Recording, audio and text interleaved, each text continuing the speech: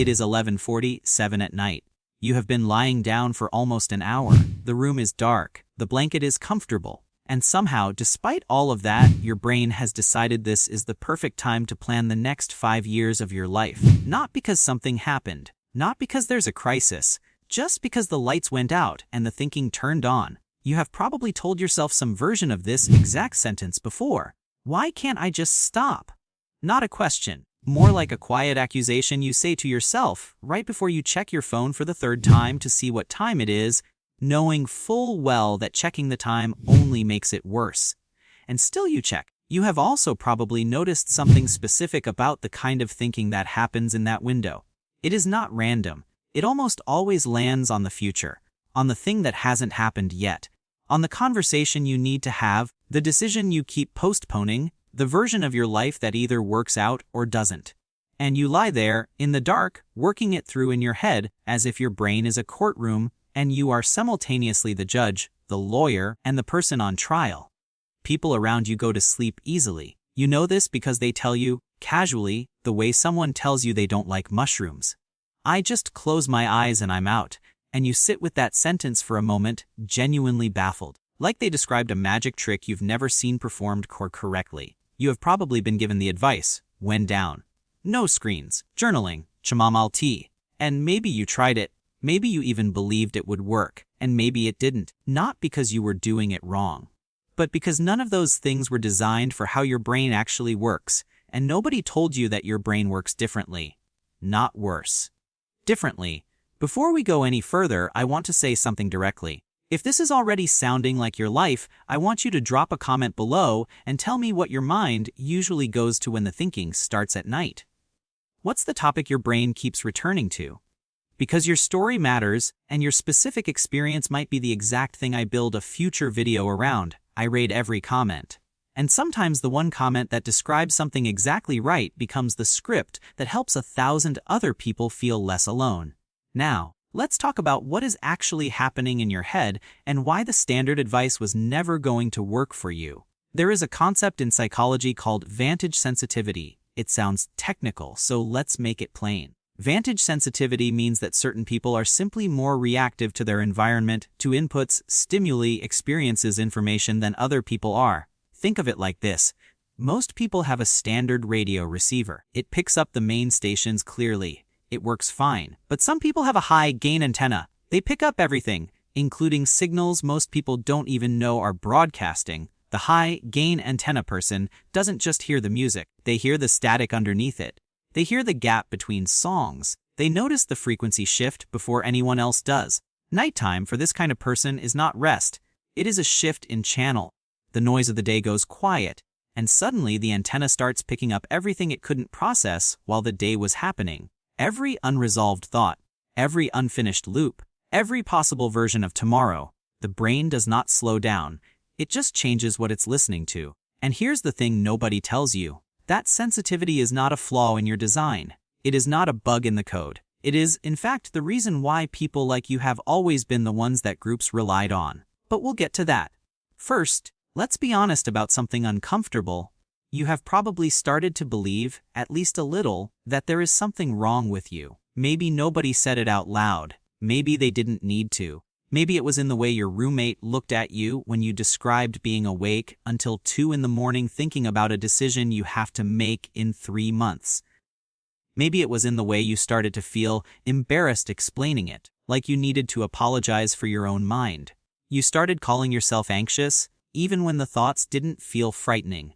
You started calling yourself an overthinker, as if thinking a lot were the same as thinking badly. You started wondering if something is wired wrong. It isn't. But let's actually understand why, because just telling you you're fine helps no one. There is a concept called low-latent inhibition. Latent inhibition is the brain's filtering system. When something is familiar, the brain learns to ignore it. It becomes background noise. Low-latent inhibition means the filter is turned down. Familiar things still register as interesting. The brain keeps engaging with things that other brains have already filed away. Most people, after encountering something a few times, stop truly noticing it. It becomes wallpaper. A person with low latent inhibition never quite lets it become wallpaper. It stays slightly alive, slightly worth a second look. Here's the everyday version. Think about the last time you moved to a new city or a new apartment. For the first few weeks, you noticed everything: the smell of the stairwell, the exact sound the pipes made at night, the way the light hit the window at 4 in the afternoon. Then after a few months, it all became invisible. You stopped noticing it.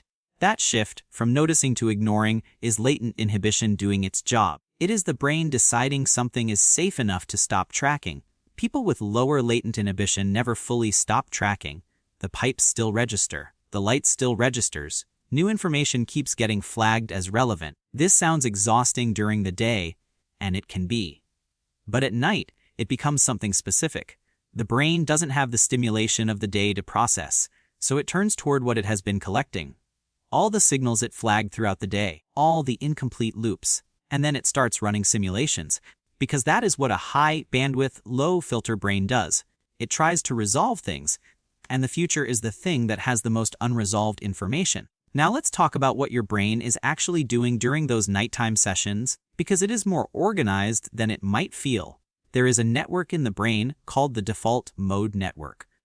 Plain English, this is the part of your brain that activates when you're not focused on a specific task.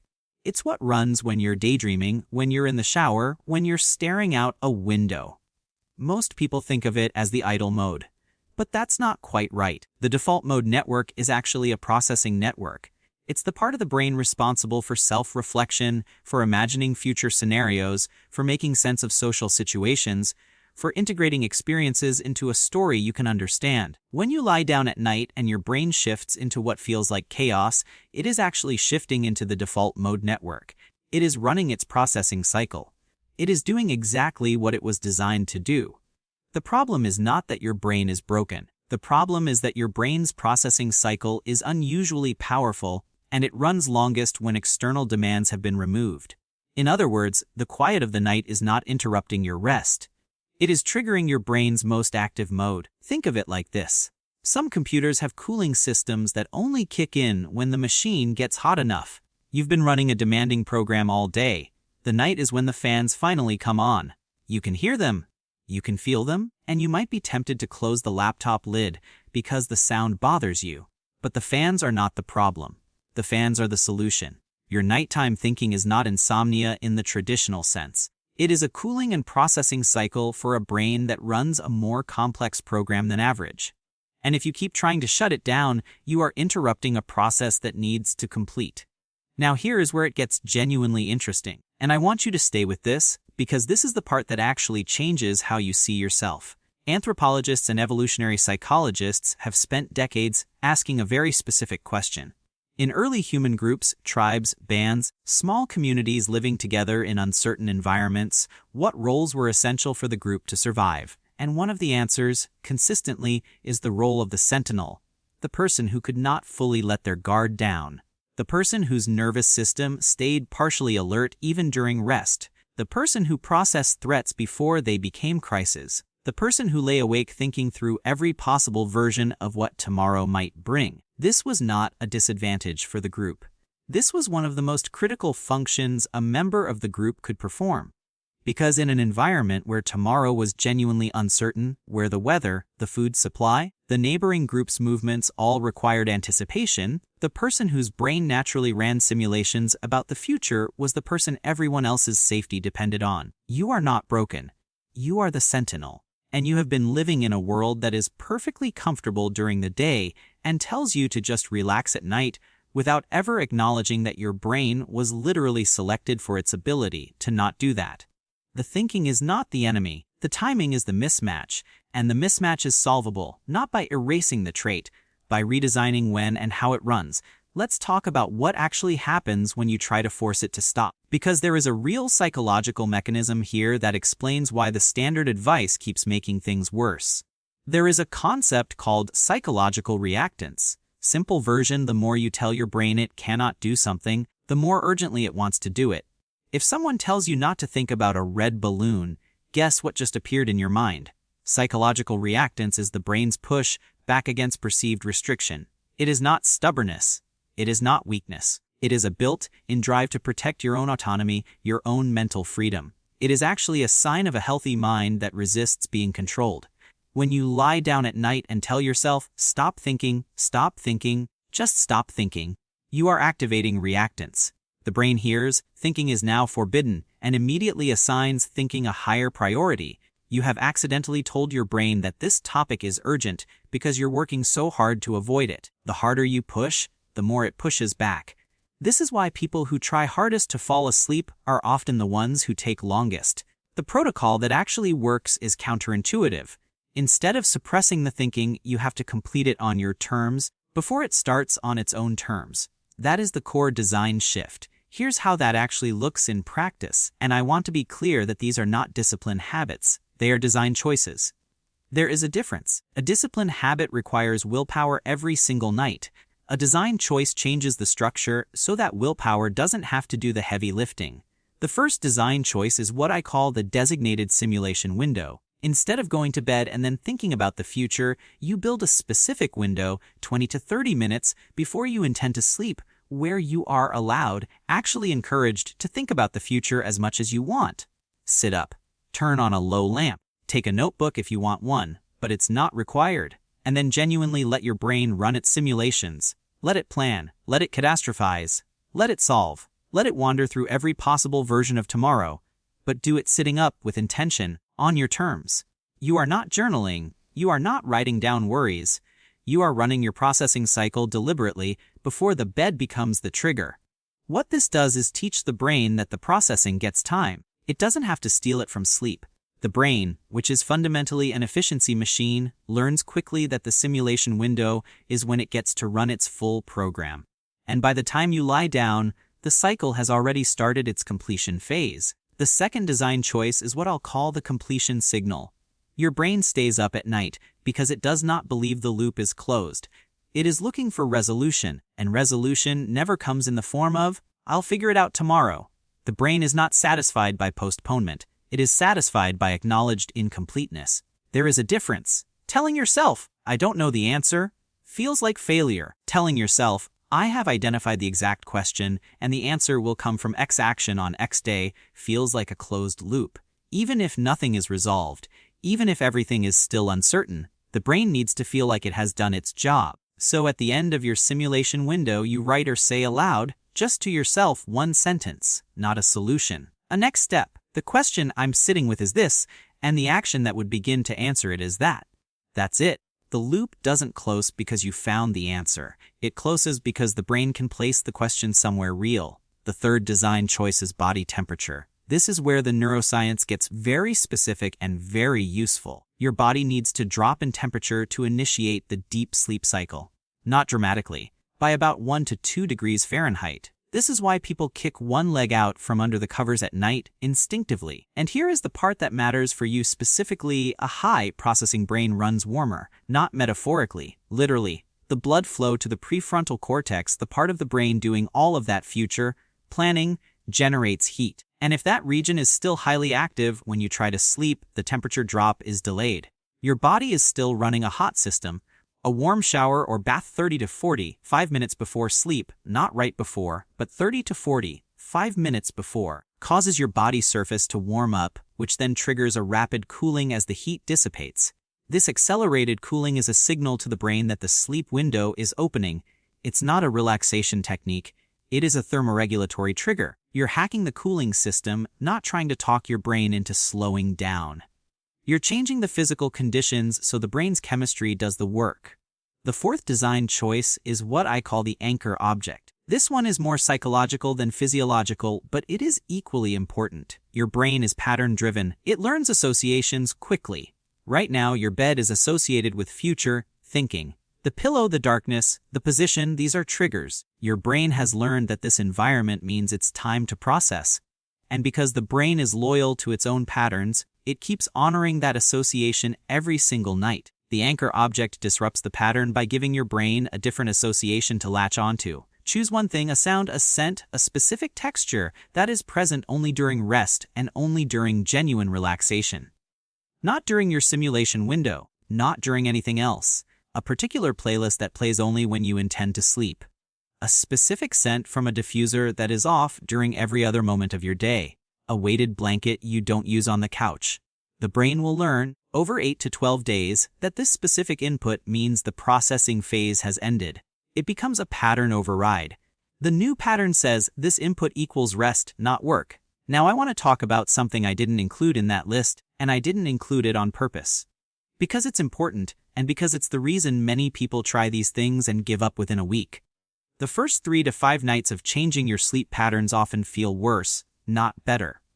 This is normal. Your brain has spent a long time running its processing cycle in a particular way, at a particular time in a particular place. When you begin redirecting that cycle, the brain resists the change the same way it resists any change to an established routine. You might find yourself more alert than usual. The thinking might feel louder, not quieter. The simulation window might feel forced and artificial. None of that means it isn't working. It means the pattern is being interrupted. And a pattern that is being interrupted always creates noise before it creates silence. This is the hidden barrier that nobody warns you about. People try something for 2 nights, feel no improvement, and conclude that the method doesn't work for them. But what they actually experienced was their brain doing exactly what a brain does when a deep pattern is being rewired. It protests first, then it adjusts. The discomfort of the first few nights is not a signal to stop. It is a signal that something is actually changing. Give it 10 days before you evaluate. 10 full days. Not 10 perfect days. 10 actual days with the discomfort included. Because the brain that is changing does not feel calm. It feels unsettled. And unsettled is the feeling right before settled. Trust the design, not the discomfort. Let's go deeper into something now, because everything we've talked about so far has been practical. And practical matters. But there is something underneath the nighttime thinking that practical tools don't fully address. And if we don't name it, you will keep encountering it without being able to see it clearly. The reason the future has such a strong pull on your brain at night is not random. People who naturally orient toward the future, who spend more mental energy on what hasn't happened yet than on what is currently happening, often have a specific relationship with the present. Not always a comfortable one. The present, for many high-processing minds, can feel thin, inadequate, like a waiting room between where you are and where you are trying to get to. And the mind, which is always moving toward what it finds most engaging, moves toward the future because the future feels more real, more significant, more worth thinking about than the present does. There is a concept in psychology called temporal self-appraisal. Plain version, it means the way you evaluate yourself changes depending on whether you're thinking about yourself right now versus in the future. For many people, the future self feels more capable, more resolved, more like the person they're supposed to be. The present self feels incomplete, transitional, not quite there yet. And so the mind naturally gravitates toward the future self, toward imagining what that version of you will have figured out, because thinking about that feels like progress, even when you're lying in the dark doing absolutely nothing. This is not a flaw in your self-perception. It is a sign that you are someone with a strong sense of trajectory. You are built to move toward something. You have a brain that is perpetually aware of direction, of momentum, of where things are heading. That is a valuable quality.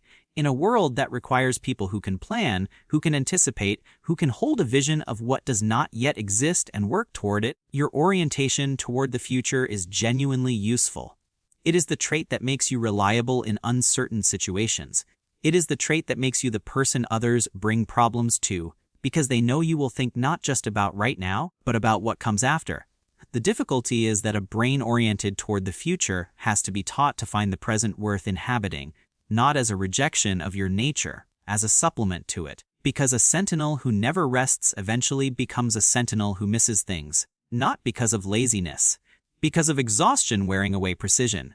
This is where the concept of interoception becomes important. Interoception means awareness of internal body states, what your body actually feels like from the inside right now in real time. Heartbeat, breath, temperature, muscle tension, hunger, the specific weight of your own limbs. For many future-oriented people, interoceptive awareness is underdeveloped, not because they are disconnected from their bodies, but because their attention is so consistently directed outward, toward scenarios, toward possibilities, toward what comes next, that the internal landscape rarely gets attention. And here is the practical relevance. The body exists only in the present. It cannot be in the future. It does not simulate, it just is. So building the habit of briefly, genuinely noticing your body's physical state, not to relax, not to perform mindfulness, but just to register what is actually happening inside the physical thing you are living in is one of the most effective ways to anchor a future-oriented brain into the present moment. Not to eliminate the future orientation, to give the brain a reliable address in the now so it doesn't have to escape into the future every time the present feels like a place with no furniture. 20 seconds. That is actually all it requires. Before the simulation window begins, before you lie down, 20 seconds of genuinely noticing the specific physical sensations in your body right now, not evaluating them, not changing them, just noticing the weight of your hands, whether your jaw is clenched, the temperature of the air on your forearms. This is not a meditation technique, it is a brief orientation exercise. You are telling your brain here is where we currently are, it already knows the future. Let it also know the present. Now I want to return to something I said earlier, because I want to be very precise about it. I said your nighttime thinking is not the enemy, and I mean that in a specific way that goes beyond reassurance. There are people in your life, maybe most people in your life, who do not think about the future the way you do. And there are situations where that difference is invisible and irrelevant.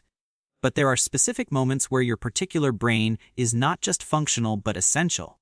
Crisis situations where someone needs to rapidly assess multiple possible outcomes. Planning conversations where someone needs to hold a vision of what doesn't exist, yet high-stakes decisions where the cost of not seeing what could go wrong is significant. These are the moments where a brain that can't stop running simulations becomes the most valuable brain in the room. The Sentinel who couldn't sleep is also the Sentinel who saw the problem coming before anyone else did. The person who lay awake thinking through every possible version of tomorrow is the person who arrived at tomorrow already prepared for the version that actually arrived. Your nighttime processing is not wasted time. It is the invisible labor that makes your daytime performance possible. The question is not how to stop doing it. The question is how to do it in a way that doesn't cost you your physical restoration. That is the real goal. Not to silence the brain, to give the brain a way to complete its cycle without borrowing time from your body's recovery. Because you need both. You need the brain that sees what's coming, and you need the body that has actually rested. Right now you are running one at the expense of the other. The design changes we talked about are not about choosing rest over thinking.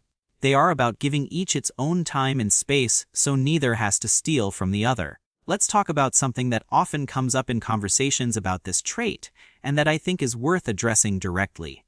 Sometimes people who experience this kind of nighttime future processing carry a specific kind of quiet heaviness around it, not just exhaustion, something more specific, a feeling of being alone with a mind that nobody else seems to have. A feeling of being mildly out of place in a world where closing your eyes and sleeping easily seems like the default experience. And there is a specific flavor of loneliness in that, not dramatic loneliness. The quiet kind. The kind where you wonder if the way your mind works is something you have to manage in private.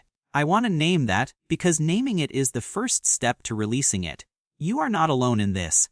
The people who process the way you do are often the people in the room who say less during casual conversation but who have already, internally, thought through the implications of what everyone else is just beginning to consider. You live slightly ahead of the moment. That has a cost. The cost is that the present sometimes feels like it hasn't caught up to where your brain already is. But it also has a value that you may not have been given permission to fully acknowledge. You are not broken. You are not diseased. You are not malfunctioning. You are a particular kind of mind, doing a particular kind of work, at a particular time of day that happens to be inconvenient for your body. That is a solvable problem, not with willpower, with design. Now, here is the self-talk script I want to offer you. And I say offer because this is not a formula you are supposed to recite perfectly. It is a model you can adapt into your own voice, your own words, whatever actually sounds like you when you talk to yourself in your own head. Because the words that work are the words that sound like you, not the words that sound like a brochure. When the thinking starts at night and you notice it starting, the old response is to fight it, to say stop, to feel frustration building as it refuses to stop. The new response sounds something like this: my brain is doing what it does. This is the processing cycle starting. I already gave it time tonight in the simulation window. I named the next step. The loop is as closed as it can be right now. What I am doing in this moment, lying here in the dark, is not the thinking time. The thinking time already happened. What this moment is for is the body, and the body is already here. The body is already in tomorrow's recovery. My brain is running a program that is familiar and valuable and not needed right now. I don't have to argue with it. I don't have to force it off. I can just notice it running and remember that it already had its session and let it wind down the same way any program winds down when the work session is over. You don't have to mean it perfectly the first time. You don't have to believe it completely the first night. You just have to offer it as an alternative to the fight. Because the fight escalates the thinking. The gentle acknowledgement lets it complete its last few cycles and slow down on its own. The goal is not a silent mind at night. The goal is a mind that has been hurt enough during the day that it doesn't have to shout at night. That is the shift. From suppression to completion. From fighting to designing. From managing a flaw to understanding a trait. You are not a person who can't sleep. You are a person whose brain has more to process than the standard day allows for. And you are also a person who, with the right design, can have both. The processing and the rest. The Sentinel and the sleep, not by choosing one over the other. By building a life where both have a place. If this video explains something about your experience that you've been struggling to put into words, drop a comment. Tell me what the thinking usually lands on. Tell me what you've already tried. Tell me what tonight felt like before you found this. Because your comment is not just a comment. It is data that helps me build the next thing, the next video, the next framework that might help the person who is lying awake right now and hasn't found this yet. And if you noticed something else while watching this, something about the way you handle uncertainty, or the way your emotions arrive late or too loudly, or the way you process information differently from the people around you, I made something for that too. The next video is about why some minds take longer to recover from emotional events, not because they feel more, but because their integration process runs differently. And if tonight made sense to you, there's a real chance that one will too. It's right there whenever you're ready. You're not broken. You never were. You were just running a more complex program than anyone bothered to explain to you. Now you have the manual. Use it gently. Give it time, and get some rest.